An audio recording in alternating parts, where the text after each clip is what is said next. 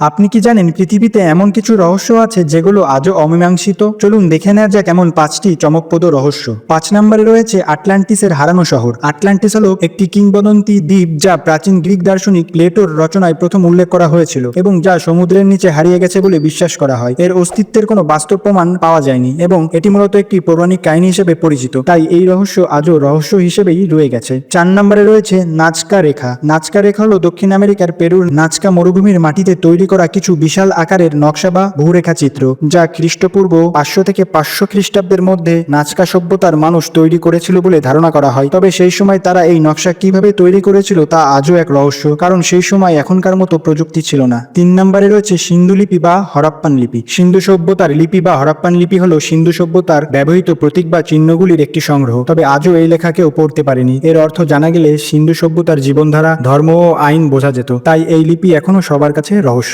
2 নম্বরে রয়েছে স্টার আইল্যান্ডের মোয়াই ভাস্কর্য। স্টার আইল্যান্ড বা রাপা নুই দ্বীপে খোদাই করা বিশাল মূর্তিগুলোকেই মোয়াই বলা হয়, যা প্রায় 1000 থেকে 1650 সালের মধ্যে রাপা নুই জনগণের দ্বারা নির্মিত হয়েছিল। তবে বিশাল পাথরের মূর্তি 1000 মাইল দূর থেকে এক প্রান্ত থেকে অন্য প্রান্তে কিভাবে তোলা হয়েছিল তা আজও রহস্য। 1 নম্বরে রয়েছে মিশরের পিরামিড। মিশরের পিরামিড যেন এক রহস্যের গোলক। তার মধ্যে প্রধান রহস্য হলো এই পিরামিডগুলি কিভাবে এত বিশাল ও সূক্ষ্মভাবে নির্মাণ করা হয়েছিল। প্রায় 4500 বছর আগে বিশাল পাথর কেটে পরিবহন করে এবং এত উঁচু কাঠামোই স্থাপন করা হয়েছিল, যা বর্তমান প্রযুক্তিতে অনেক কঠিন একটি কাজ। এই কারণেই পিরামিডকে রহস্যের গোলক মনে করা হয়। এমন সব অজানা তথ্য পেতে হলে আমাদের চ্যানেলটি এখনই সাবস্ক্রাইব করুন আর ভিডিওটি ভালো লাগলে অবশ্যই লাইক ও কমেন্ট করুন।